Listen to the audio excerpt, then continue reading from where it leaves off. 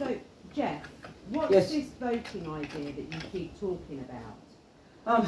Well, the voting idea I keep talking about is the fact that this year is democracy year, and something like 4 billion people across the world are voting this year in their various countries. Now, I have to think that one vote that we get every 5 years is like democracy light.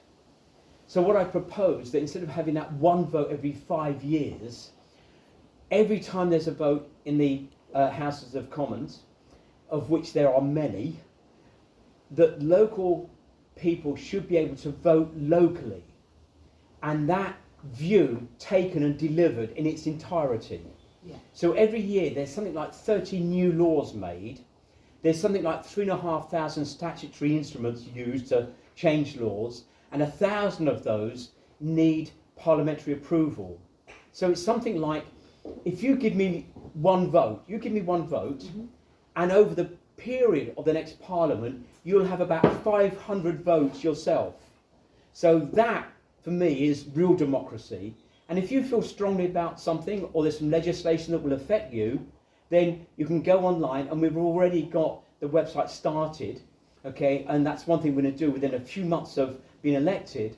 That website will be open, and the vote's on there, and then you go on, vote, and we will check that against the electoral register, so it's very secure, and then you can vote. And then we add up the votes, and I go to London and deliver them. So, do you have any ideas about the green issues? Yeah, I do actually, because I'm quite a keen sailor, and I love using free wind power. So I keep the engine to an absolute minimum, and I use the free wind power. And I think that every house should be as independent as they can be. We can get solar panels on them. We can start to fuel our own houses.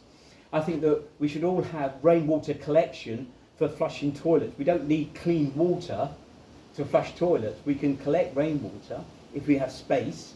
So I think that those sort of things should be outside of politics. I think they're too big an issue to be at the whim of different parties. So yes, I've got some strong views on the use of alternative methods of power. And solar power, most of our solar power comes from Morocco, comes from an underground cable, connects into Devon. So, how would you deal with the sewage problem that we're facing? The sewage problem is at crisis level. When there's regular discharges into the sea, there's a problem. And it's no use having new developments that plug into an antiquated, broken system. That we've got to have matched good sewage systems with housing. You can't have new houses and an old system. And there's some good sewage management treatment systems now you can have on very, very small eco scales for individual houses. So there's lots of things we could do. And if the people owning these sewage companies, these water companies, it's their business, they should know what they're doing. If they don't know what they're doing, they should be locked up because it's criminal damage to the environment. Also, Jeff, I wanted to ask, you did an apprenticeship. What do you think about student loans? I did an apprenticeship, absolutely. 4 years. And I started off, my transport, I started push bike, and then I progressed to a moped, then a motorbike, and then eventually a car. So the end of my apprenticeship, I was broke. I had a car, but I was broke, but I wasn't in debt. And what we see now is young graduates that are accumulating debt over the period of their university time, £60,000 in debt. Now, 60,000 in debt, they couldn't raise that in finance if they wanted to start a business. So it's just so out of balance. Now, some of these graduates will become key workers. And if they're key workers, we should see that as a natural resource. And I think the country should pay those loans whilst they're employed as a key worker. If they're not a key worker, then it's hands off, they should pay for them. But if they're key workers, then the country should pay their student loans whilst they are employed. So my next question, Jeff, is, are the roads as bad as my drive? Well, in fact, your drive is considerably better. But over the 40 years I've been driving around the highways and byways of East Sussex, it used to be that my van would bottom out going down people's driveways. And now it bottoms out when I'm going on the roads. And speaking with my mechanic at the garage, he said that the amount of damage they're now seeing on tyres, wheels and suspension, unprecedented. Now I drive across Morocco, I've driven on Morocco, beautiful roads, smooth, level, and we can't even get it right in this country. You know, it's simply ridiculous that we can't build and maintain our own roads, and we've got to do it. Yeah. Simple as. My next question, Jeff, is there anything you can do about Bexhill's public toilets? Yeah, well, as I said, the past 40 years I've been travelling around the countryside. I probably know, or have intimate knowledge of every public convenience there is in East Sussex.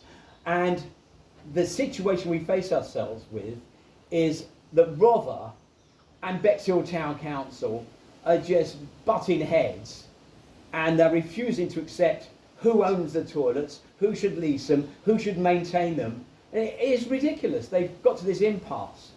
Now, I think it's the sign of a civilised country when you've got access to clean toilets 24/7. And what I will be doing is trying to mediate between these two warring factions, it seems, just to get some toilets. We've got two councils and they can't run a toilet between them. It's ridiculous. And my last question, Jeff, is immigration is a hot topic at the moment. I know you launched a legal challenge last year about the government's use of Northeye. I was just wondering, how is that all going? Yeah, I did. I launched a government challenge, or a challenge against the government last year. So that was against the Home Office, which threw it out because they hadn't owned it, or they didn't own it at that time.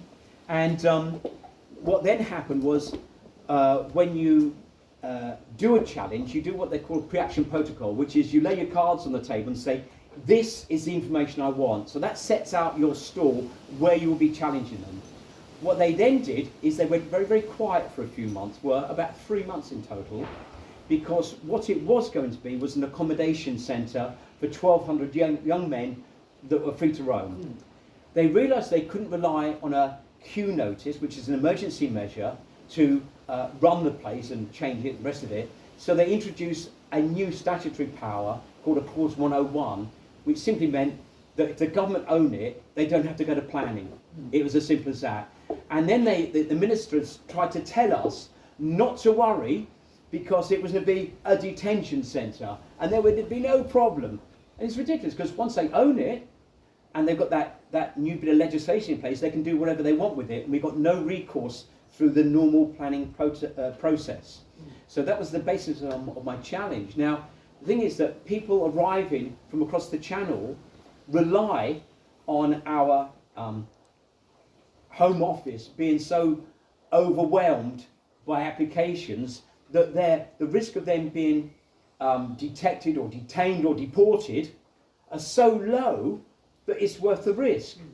And if you're going to have a deterrent, it's got to be seen to be a deterrent, and it's got to be enforceable, and it has to be enforced. And it's no use the government not wanting to take difficult matters and dealing with them, because all politicians want to seem to be charitable, and that charitable status is often seen by those crossing the channel as a soft touch.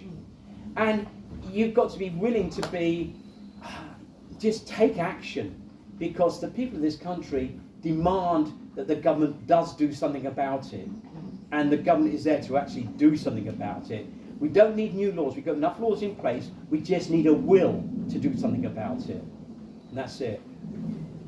Thank you. Okay? Yeah. Cool. I'll get back to trimming now. Yeah. Okay, great.